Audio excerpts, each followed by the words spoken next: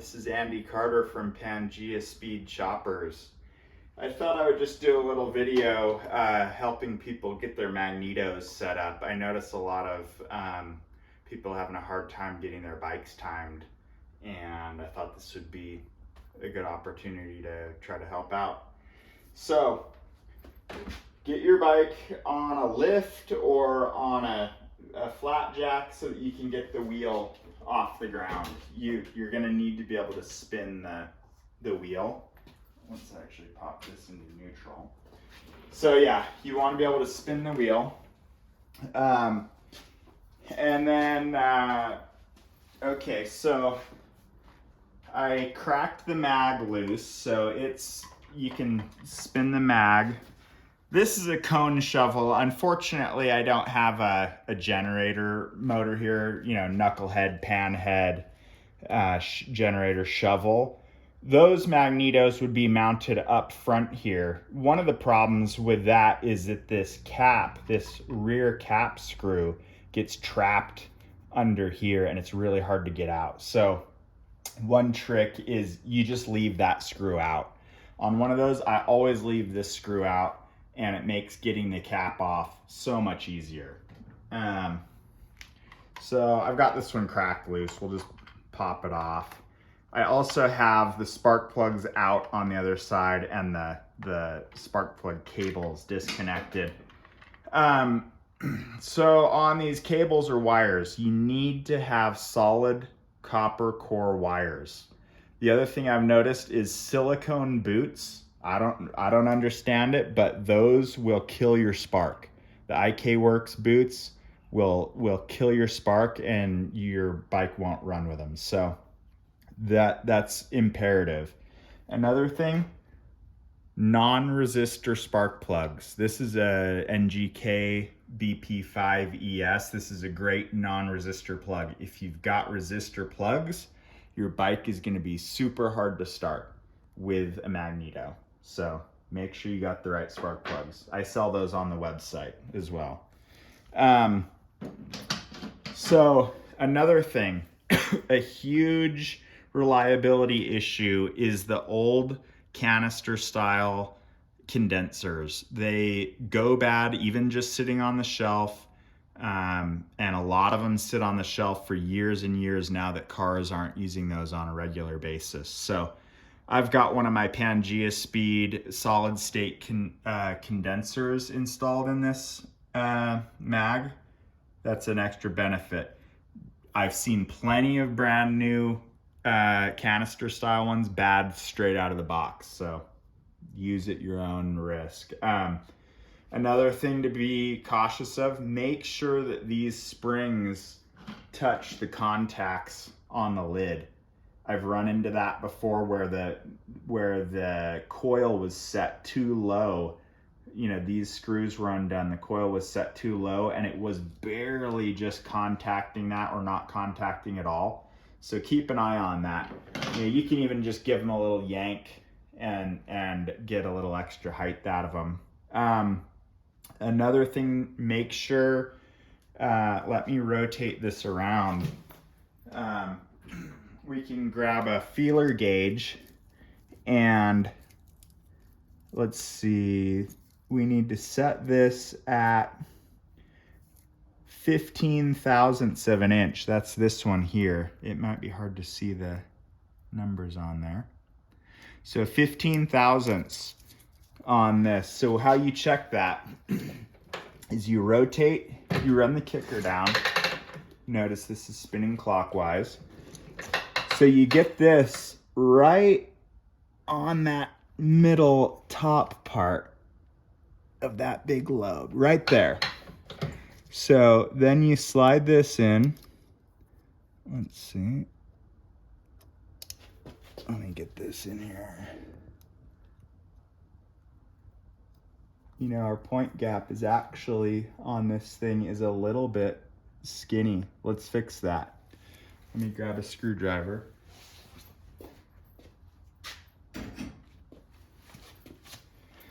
So, crack this guy loose. Crack this loose.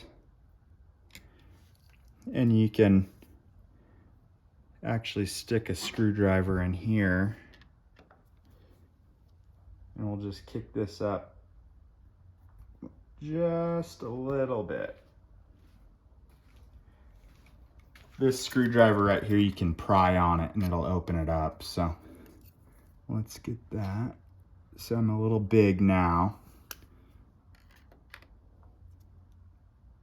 We'll go that way, close it up just a little.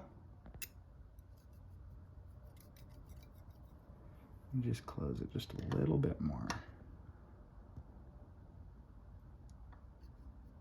There we go. Just a little tiny bit of drag on there. So our gap is set to 15 thousandths. We'll lock this down. Lock it there. Lock it there. This is supposed to have a little felt wiper on it, but it doesn't have it. Double check it. All right, that feels good. The other thing is gap your plugs to 18 thousandths, which is quite a bit smaller than a regular ignition. 18 is gonna help it start easier. Supposedly you can go down to 15 thou on the spark plugs as well. I've never tried it, but okay. So that's set. So now what we're gonna do is I've got the push rod tubes dropped down, and see the push rods are tight.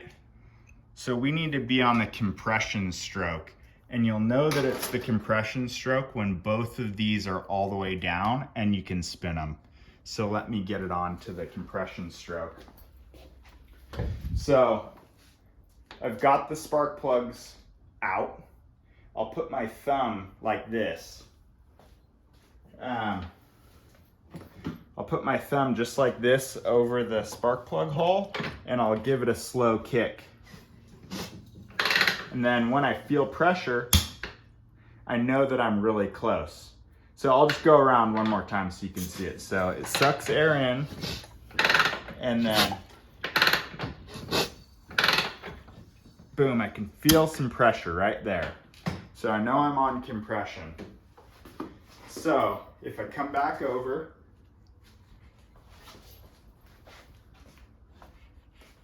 these are both loose, so I know that they're down on onto the compression stroke.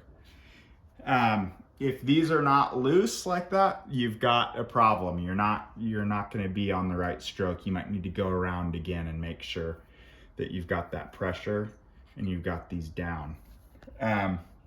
Okay, so now we'll go to the other side.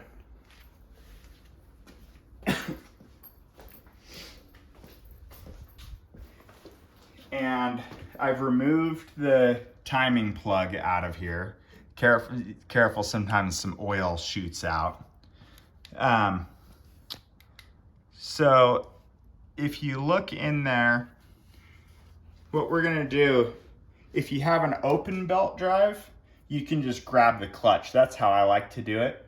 If you have a primary cover on, you've got the back wheel jacked up, you can just put it into gear and you can turn the back wheel to rotate the motor. This is where a lot of people mess stuff up. You have to find your timing mark in the forward direction of the motor. Do not pass your timing mark and come backwards onto it, because that's going to introduce slack into all the gear system and the ignition is going to be off that way. So we'll turn this. And I can see the line in here. Mine's nice because I painted this line yellow in there. So this line indicates 35 degrees before top dead center, and that's where these engines like to run. So this is an 80-inch motor, so I'm gonna set this to basically the center of the window.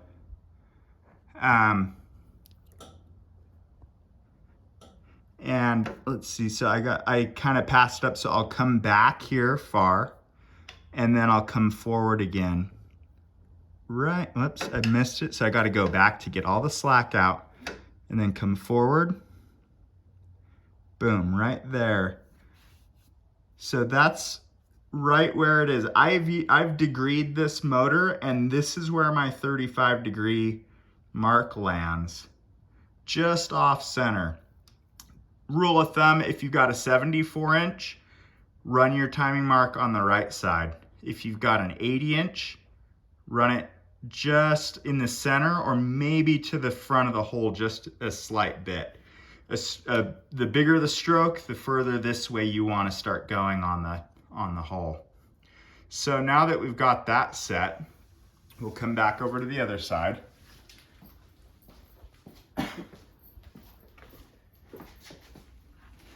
And if you look right here, we're using this little lobe, and remember we're turning clockwise. This little lobe is just gonna start coming up onto the wiper here. We're trying to figure out when these points just start to crack. So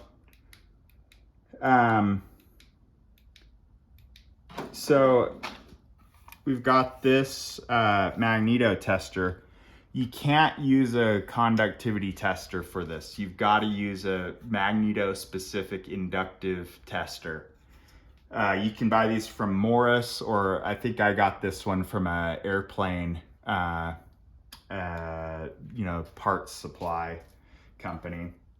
So I like to hook the ground onto the cylinder head fin, and then I put the red one on the kill stud.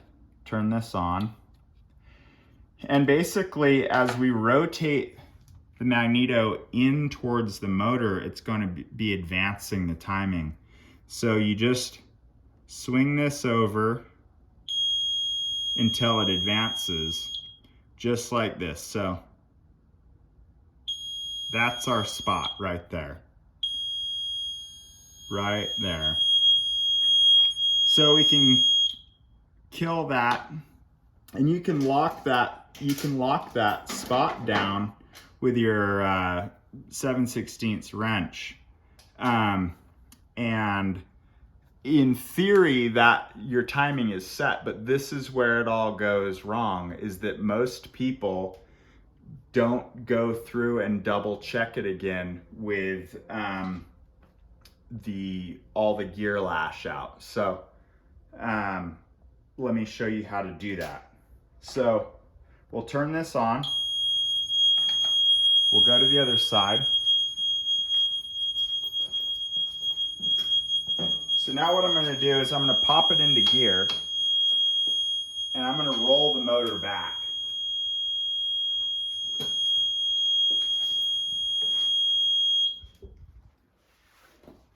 So now we've got the timing mark brought back.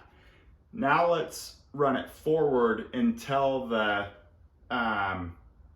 buzzer goes.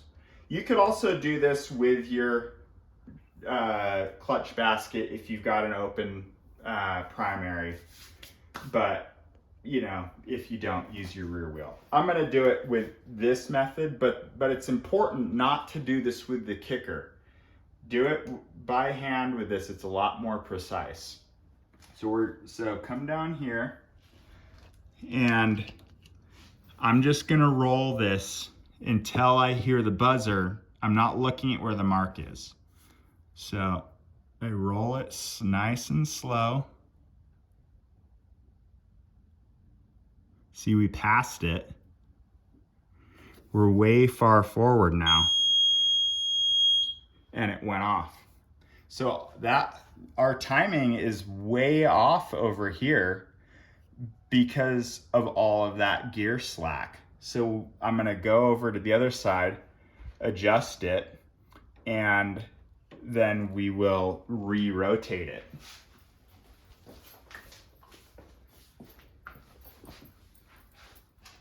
And so on this particular mag base, this one's a little bit different. I'm gonna adjust this here, and I need to go back and set the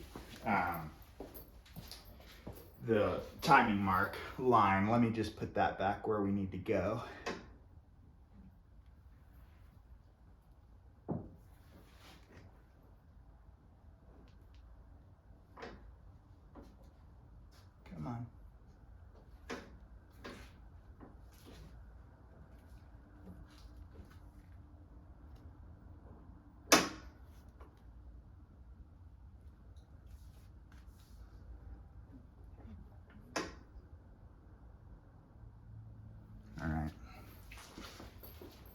So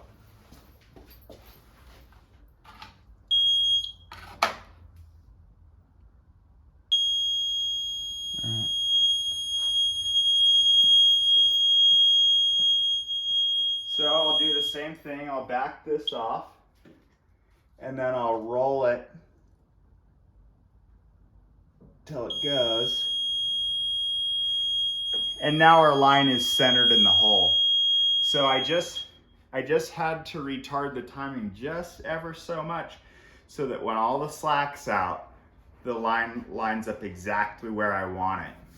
And that's where a lot of people go wrong, is that they don't triple, double, triple check it to get it to actually buzz where the line is.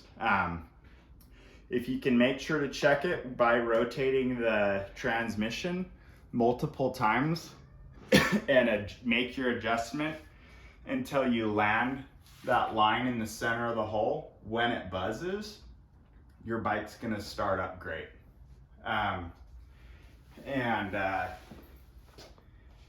You know, you can go through and put all the plugs, the mag cap, and the push rod tubes back on now and fire the bike up. But I guess the biggest thing that I have to say is make sure that you confirm with the buzzer that the buzzer is landing right on the center of the timing hole, or if it's a 74-inch on the back side of the hole, and your bike's gonna run a lot better that way.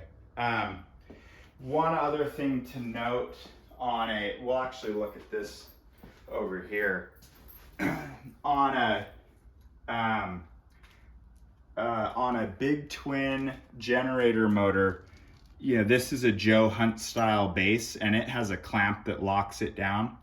I just lock it down advanced and don't ever touch it. You know, some of them have retarding bases. I don't mess with it. I've never had good luck with the retarding bases. So just lock it down advanced and call it a day. Another thing is some of the Morris bases need I think it's about a 200 thousandths or maybe 6 millimeter spacer underneath. That's designed, so it goes right here, and that's designed to, you know, you can pull that spacer out and it'll allow this to drop down so that you can get that back cap screw in. But I've seen plenty of people try to run their mag without that spacer in there. This goes down too far and it messes up your cam setup. So if you've got a Morris base, make sure you've got the spacer in there. All right, that's about all I've got. You know, the timing setup is pretty much the same on like a big twin flathead. A Sportster XLCH is effectively the same idea. A big twin generator, you know, knuckle pan generator shovel with the mag in that position is going to be basically the same combo. So hopefully that helps.